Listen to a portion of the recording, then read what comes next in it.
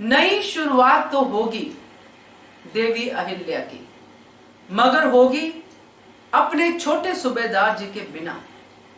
नमस्कार दोस्तों, स्वागत है आपका आपके अपने चैनल हंग्री स्पिरिट्स में। हंग्री स्पिरिट्स देख रहे सारे दर्शकों का मैं अंजू शर्मा दिल से स्वागत करती हूँ।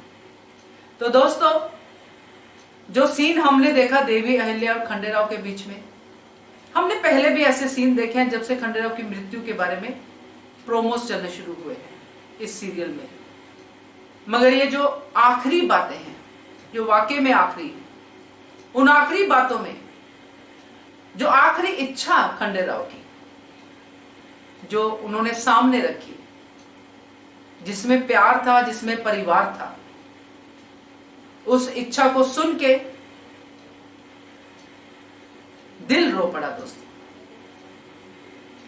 चलिए इस पे चर्चा करते हैं। पहले वही निवेदन, जिन्होंने अभी तक चैनल को सब्सक्राइब नहीं किया है कर लीजिए, साथ में दोस्तों बेल आइकन दबाइएगा ताकि आपको हमारे वीडियोस के नोटिफिकेशन मिलते रहे।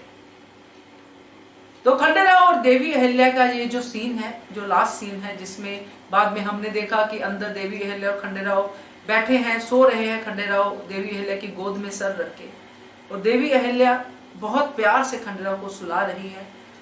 ये पल जो है देवी अहिल्या को बार बार याद आएंगे दोस्तों।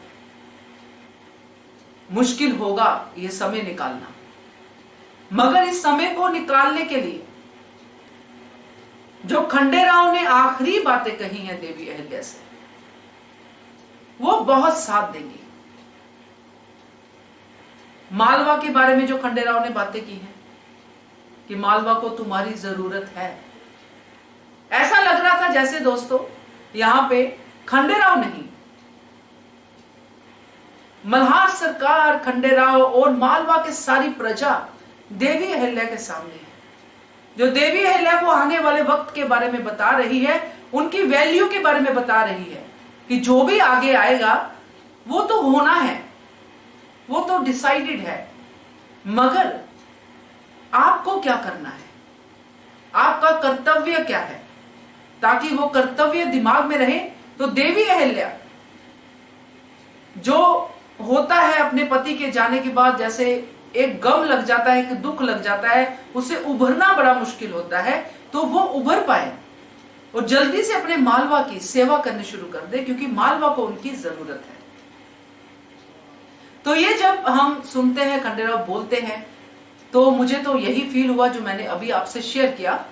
मगर उसके बाद भी किसी को नहीं पता होता है दोस्तों कि कब किसकी मृत्यु आनी है, किसी को नहीं पता होता। बीमार भी होते हैं तो भी कई बार होता है कि लोगों को लगता है कि ये बुजुर्ग है, ये इतनी देर से बिस्तर पे पड़े हैं, इनको मर जाना चाहिए।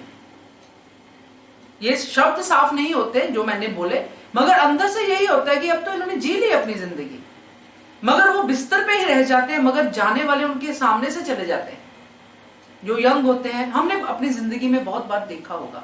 इसलिए मृत्यु निश्चित नहीं होती है, किसी को पता नहीं होता है कब किसकी मृत्यु आनी है। तो यहां पे भी कुछ ऐसा ही है दोस्तों। युद्ध भूमि में कितने सैनिक मर जाते हैं, कभी जिक्र नहीं होता है, क्योंकि वो इतिहास में सिर्फ एक सैनिक के तौर पे जाने जाते हैं। मगर यहां जैसे खंडेराव है और भी कई शूरवीर हैं जिन्होंने अपना नाम, अपनी जो पहचान बनाई है, उनके बारे में कहानियां बनती हैं। और ऐसी ही कुछ कहानी जाते जाते लिख गए खंडेराव।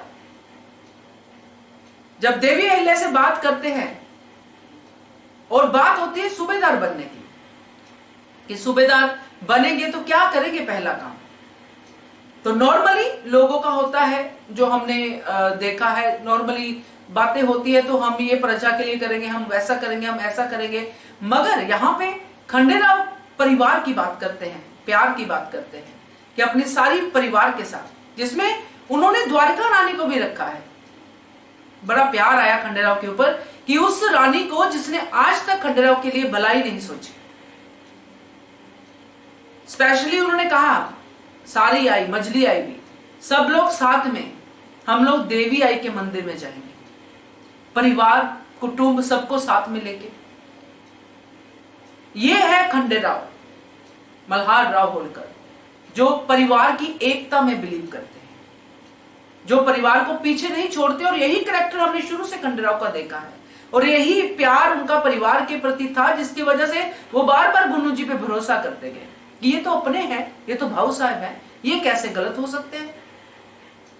खैर, अब तो वो जो था वो निकल गया। जिन्होंने परिवार समझा, उन्होंने परिवार को बनाने के लिए वो वैल्यू, वो चीजें भी की, और वो कॉस्ट भी दी, वो कुर्बानी भी दी जो खंडेराव ने दी। मगर ये आखिरी इच्छा सुन के खंडेराव का कैरेक्टर इतना प्यारा लगना शुरू हो जाता है कि क्या ही कहने। ये उनकी आखिरी इच्छा जो वो कहते हैं देवी अहिल्या को, और देवी अहिल्या आगे क्या कहती हैं कि अच्छा है, नई शुरुआत देवी आई से करे तो।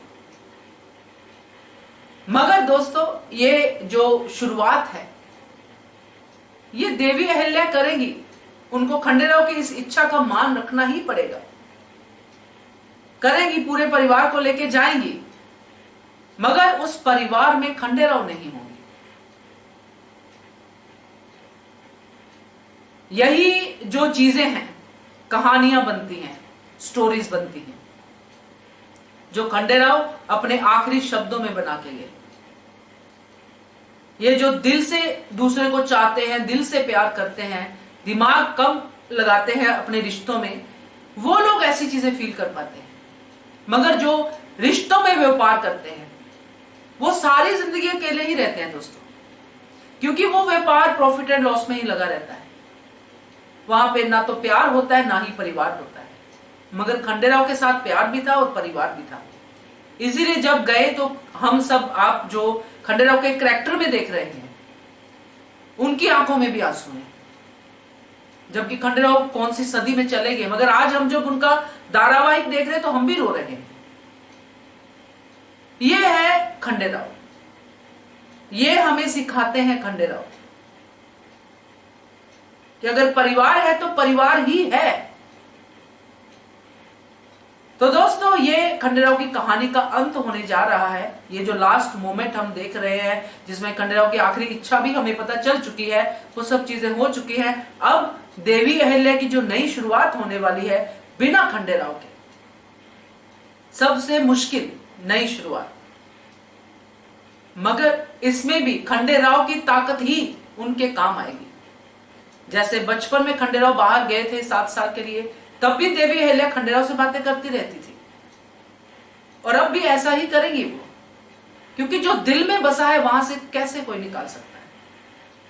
देखते हैं दोस्तों आगे क्या होता है। मैं तो जिस विषय पे बात कर रही हूँ आपके साथ, जिन इमोशंस पे बात कर रही हूँ, उस पे तो मैं बात बहुत लंबे समय तक कर सकती हूँ, मगर मैं चाहती हूँ आप भी इसके ऊपर बात करें। आपको कैसा लगा ये सीन, उसके ऊपर बात करें कमेंट के जरिए, जैसे भी मन करता है। देखते रहिए channel Hungry Spirits. Thank you so much. Subscribe to our channel by clicking the subscribe button. Click the bell button and enjoy the latest uploads from our channel.